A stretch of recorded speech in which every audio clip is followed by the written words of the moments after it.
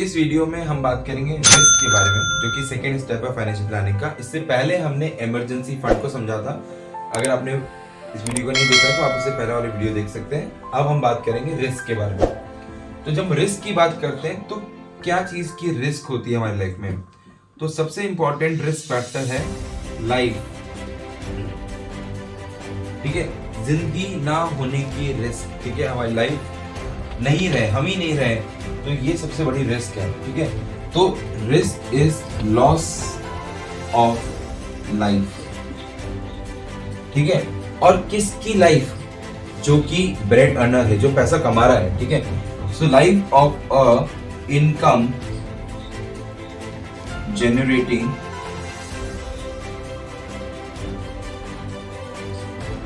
Person. ठीक है भाई, लॉस का मतलब क्या होता है? Financial loss. जिस चीज की कीमत होगी उसी का तो नुकसान होगा। जिसकी कोई कीमत ही नहीं है उसका क्या नुकसान? ठीक है, तो जिसके जाने से आपको नुकसान हो जाए, फाइनेंशियल लॉस हो जाए, उसका आप रिस्क कवर कराएंगे, उसके रिस्क को हम कवर करेंगे। तो we want to cover the loss of life by taking a insurance. Insurance का मतलब हो गया रिस्क कवर। आपने जो रिस्क थी, क्या हम इस रिस्क को अवॉइड कर सकते हैं कि हम मरे ना? क्या हम इस रिस्क को मिटिगेट कर सकते हैं, खत्म कर सकते हैं कि हम अमर हो गए? नहीं, ना हम इसको अवॉइड कर सकते हैं, ना हम इसको खत्म कर सकते हैं, लेकिन हम इसको ट्रांसफर कर सकते हैं। तो यहाँ पे हम क्या कर रहे हैं? रिस्क और लेके हम अपनी रिस्क को ट्रांसफर कर देते हैं। और ट्रांसफर किसको कर देते हैं? इंश्योरर को, जो ये रिस्क लेने को तैयार है। Insurer, for example LIC।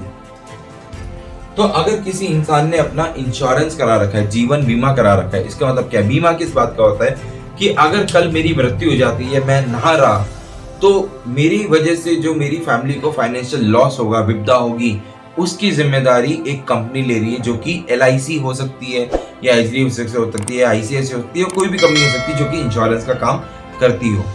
तो अब सबसे बड़ा क्वेश्चन ये आता है कि हमें इंश्योरेंस कितने अमाउंट का लेना चाहिए? ठीक है, सबसे पहला बात कि हमारी लाइफ की कीमत क्या है? How do we calculate the amount of insurance required? और उसके लिए हम काम में लेते हैं HLV। What is HLV? HLV is human life value. जी हाँ, ये थ्योरेटिकल कंसेप्ट नहीं है, प्रैक्टिकल कंसेप्ट है। मतलब आप इंसान की कीमत लगा सकते हो, निकाल सकते हो। ठीक है, कैसे? ह्यूमन की लाइफ की वैल्यू तभी होती है जब वो कुछ इनकम अर्न कर रहा हो। तो जो भी मैं इनकम अर्न कर रहा हूँ, suppose I earn 10 lakh rupees a year, मेरी सालाना इनकम जो है 10 लाख रुपए है।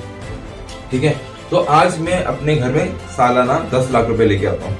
अब मैं अगर नहीं रहा तो मेरी फैमिली को जो लॉस होगा फ्यूचर में, वो 10 लाख रुपए का होगा एक साल में। अब मेरा बच्चा है, छोटे बच्चे हैं, मान लीजिए 2 साल का, 5 साल का, और वाइफ है। अब उन बच्चों को बड़ा करना है, उनकी एजुकेशन करना है। तो आप जो 10 लाख ला रहे थे, उससे घर चल रहा था, एजुकेशन हो रही थी, अब वो नहीं हो पाएगा।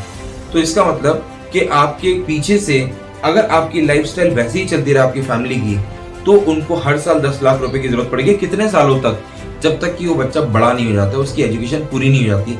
तो हम ये मान के चलते हैं कि उसको जरूरत पड़ेगी 15 साल। अगर वो 5 साल का बच्चा है तो 20 साल तक हमें 10 लाख की जरूरत है। इसका मतलब हमें कितने रुपए की जरूरत है? 1.5 CR।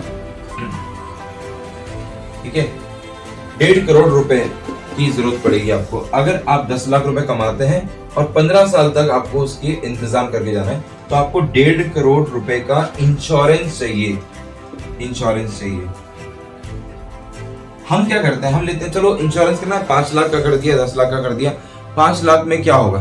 10 लाख में क्या होगा? आप ये सोचिए कि अगर आप नहीं रहते हैं तो पीछे से अगर कोई आपको, आपकी वाइफ को आके 10 लाख रुपए दे जाए, 5 लाख रुपए दे जाए, क्या वो अपनी पूरी जिंदगी उसमें निकाल सकती है? क्या वो अपने बच्चों को उसमें बड़ा कर सकती है? क्या उनकी शादी उसमें उस पैसे में हो सकती है? अगर इसका आंसर यस है तो 5 लाख का इंश्योरेंस पर्याप्त है, या 10 लाख का इंश्योरेंस पर्याप्त है। लेकिन अगर आंसर नो आता है तो इसका मतलब कि वो इंश्योरेंस अंडर इंश्योरेंस है, आप कम पैसे का इंश्योरेंस ले रहे हैं। तो इसका मतलब क्या हुआ कि मैं 1.5 करोड़ का इंश्योरेंस ले लूं, क्या मेरी वैल्यू 1 करोड़ रुपए है? वो डिपेंड करेगा कि आपकी इनकम कितनी है। अगर किसी की इनकम 1 लाख रुपए है साल की, और वो 15 साल का बंदोबस्त कर रहा है, तो उसको 15 लाख की इंश्योरेंस की जरूरत है। ठीक है, अब 15 इंश्योरेंस दो तरीके का होता है, इंश्योरेंस भी दो तरीके का होता है। तो हमने पहले अमाउंट की बात करी, अब हम बात करते हैं कि प्रोडक्ट, इंश्योरेंस प्रोडक्ट कितने तरीके के होते हैं। तो एक होता है आपका टर्म इंश्योरेंस और एक होता है आपका regular traditional insurance, traditional plan, traditional insurance.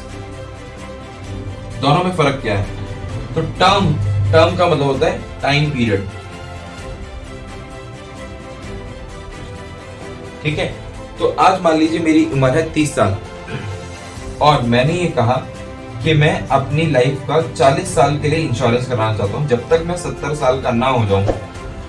तो 70 साल के होने तक बीच में अगर मेरी लाइफ चली जाती है, आज मैं 30 साल का हूं, मान लीजिए 5 साल बाद मैं नहीं रहा, 35 की उम्र में मैं नहीं रहा, तो मेरी वाइफ को, मेरे बच्चों को कंपनी 1.5 करोड़ रुपए देगी।